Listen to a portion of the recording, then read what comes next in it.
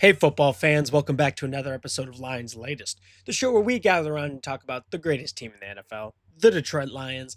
I'm your host, Bryan Hanes, and we have some rumors and some updates to get into, so let's just jump straight into the video. Starting off, we are talking about a potential signing for a veteran quarterback in Carson Wentz. Whoa, Carson Wentz. So, why? Why are we even thinking about this? Why is this even something the Lions would consider in the first place? Well, let's go over it. Bridgewater's off the table. We know that. He's at the Tampa Bay Buccaneers now. So the Lions might need a reliable backup QB just in case Jared Goff goes down, who has been very reliable in terms of staying healthy, but it's football and you can never be too safe, right? And I'll say while Kyle Allen has performed well in the preseason, it doesn't necessarily translate to what it would be like in a regular season game with all the starters and stuff like that. Hendon Hooker as well, like we talked about in the last episode, his time in Detroit is coming it's coming to a close pretty soon. I'm confident. So I don't know. I think if Jared Goff goes down right now, even though Kyle Allen has moved up on this depth chart, I think if Kyle Allen is really the guy who's leading our offense out there, we're in trouble.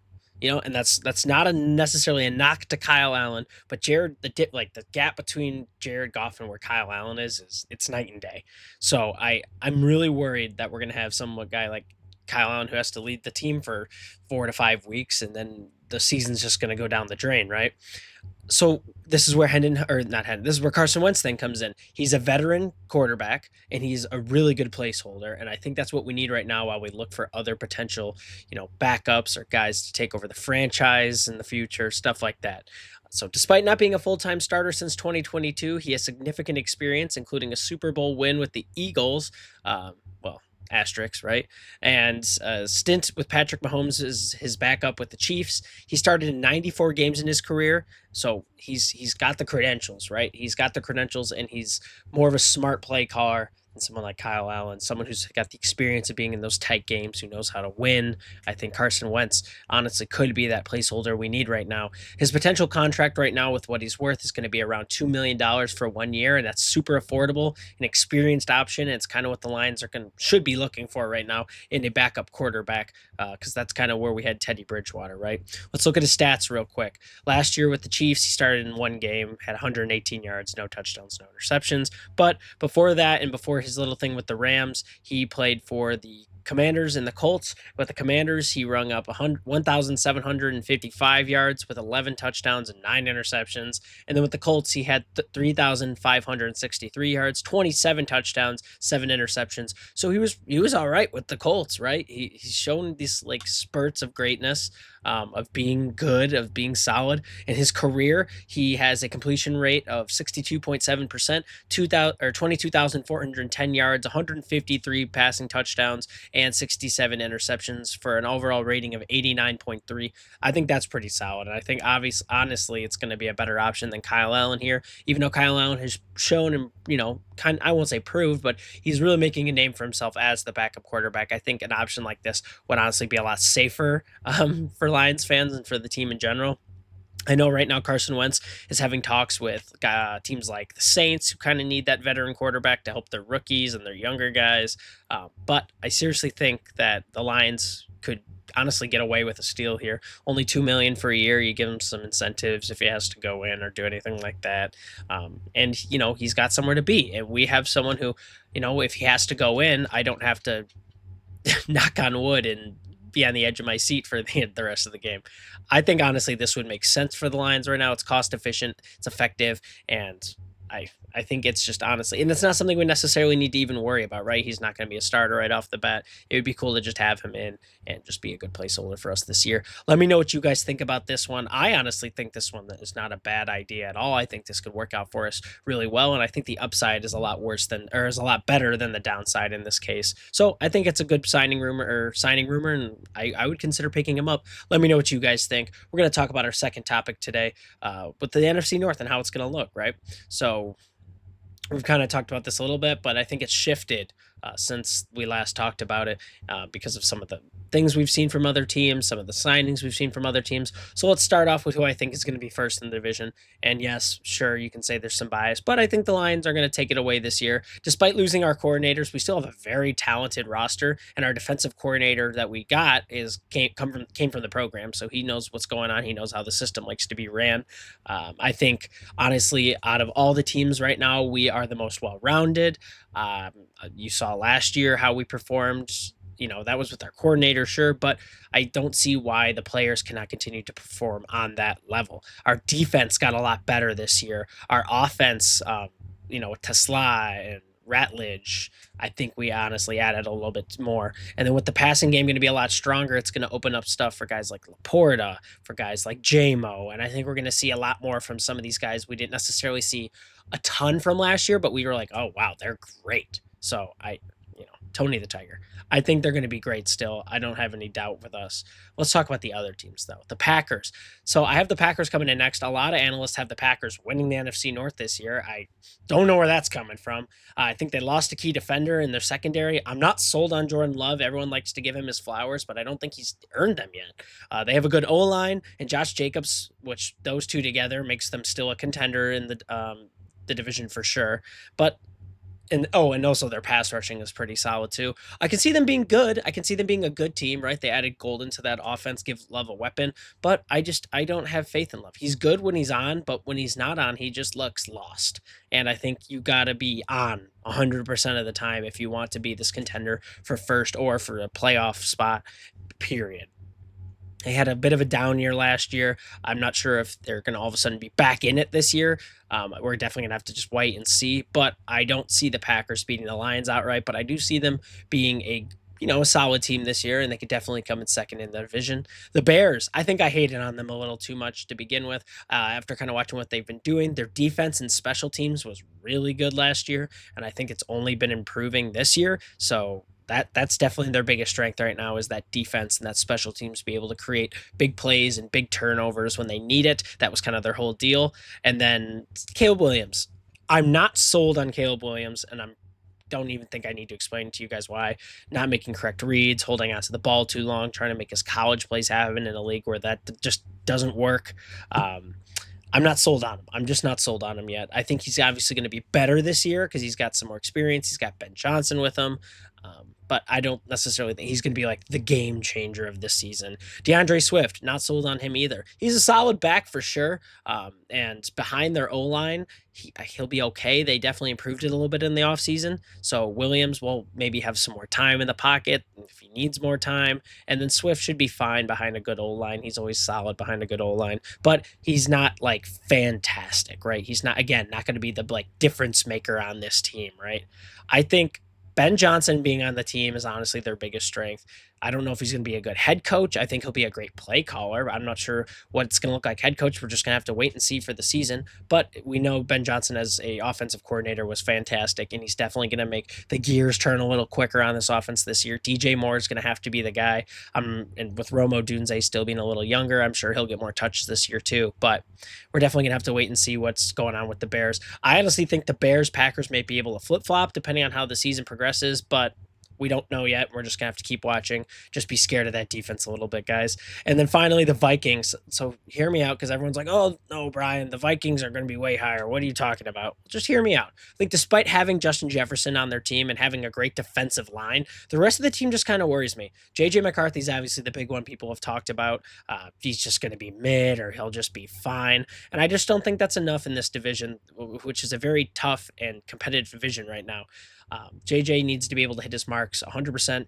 Having Justin Jefferson is definitely going to give you some, bailouts on certain throws and stuff like that. And I think Justin Jefferson will still be great, but, we talk about the same thing was last year with Sam Darnold, whatever. And then Sam Darnold ended up being fantastic because he had Jefferson and all these guys, right?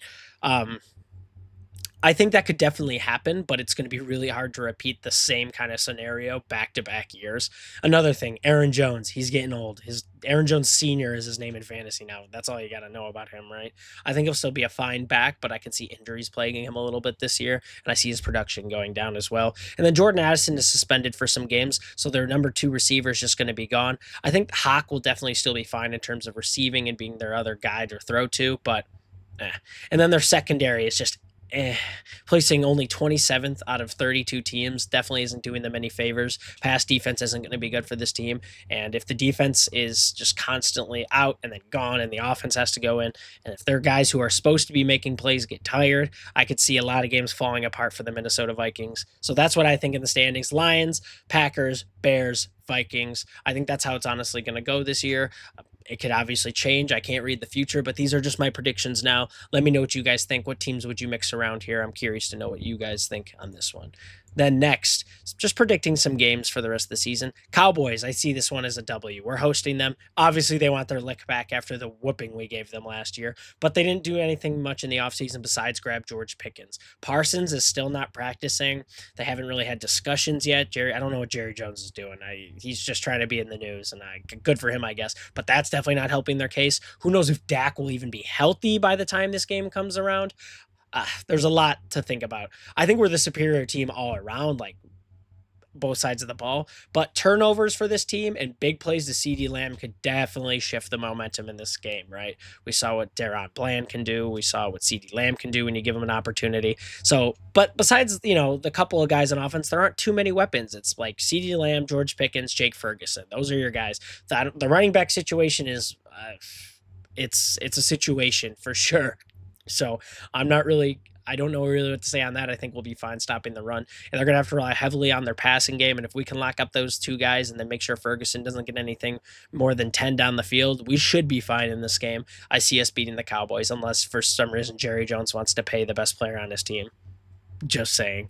But I see this one as a win. And then at the Rams. This one could go either way, guys. Our matchups have always been close with the Rams. However, Stafford is getting old. Keep that in mind, and dealing with back problems right now. So, he'll probably be back for this game, but that's just saying like he's getting up there. They're going to start looking for a quarterback to replace him. And they lost Kupp. Granted, they got Devontae Adams. Puka is a threat. Kyron Williams is always solid. So their offense is definitely clicking. Our defense is better, though, and I will stand on that.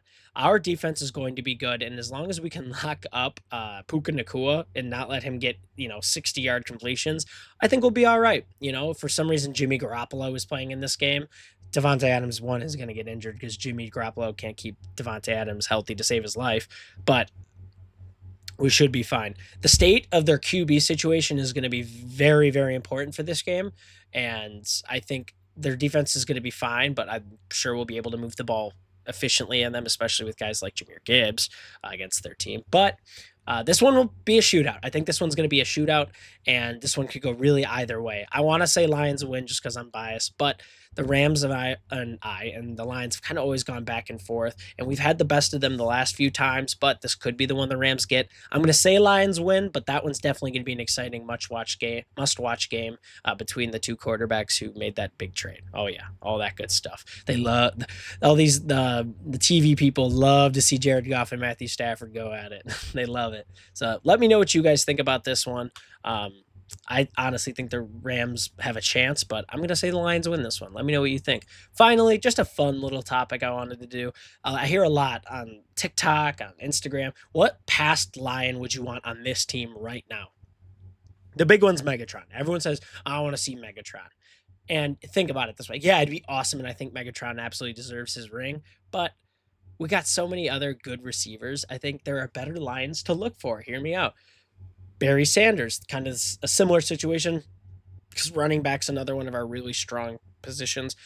I think Barry Sanders, because the position we're in right now to win, Barry Sanders absolutely deserves a Super Bowl ring, and having him on would be really good for us. But, obviously it's different now. I don't know about Barry Sanders. The one that stands out for me the most that I really like seeing is Ndamukong Suh. I think he honestly, if we could have him on this team right now, we would be unstoppable. Not to say that Calvin Johnson or Barry Sanders wouldn't make us unstoppable. They're two of the best. I think Barry is the best and Calvin's one of the best. So Ndamukong Suh, but Ndamukong Suh, D-line right now, the defensive line is kind of where we need more guys. And I think Ndamukong, think about it. Aleem McNeil, Ndamukong Suh, Aiden Hutchinson, and then whoever's going to be on the other side, that would be a disgusting defensive line. I don't even know how runs would happen for other teams. I don't even know how they get passes off. I think that would be the really cool one to see, especially because of how ferocious he is. He would really fit into the team kind of chemistry we have now, and I think that would be really cool to see. This was just kind of a fun topic. I didn't want to go too much into this, but I think Ndamukong Suh is my pick for what line from the past I'd want on this team right now. Let me know what you guys think. Is there another line you'd want on this team right now? Give me like the craziest shout for a line you'd want on the team right now. Someone like no one has thought about in years, but was just like that one guy who you're always excited to go watch on Sundays. With that being said, we are out of time here for today. Thank you so much for watching Lions Latest. If you made it to this point in the video, tell me what line you'd want on the team right now that's from the past, and tell me what you think about the NFC North standings. What would you do differently if there was anything differently, and what do you think the team's biggest strengths and weaknesses are? Make sure you guys like, comment, subscribe, hit the bell so you never miss a video here. We will see you tomorrow. Enjoy the rest of your day, and I will see you next time.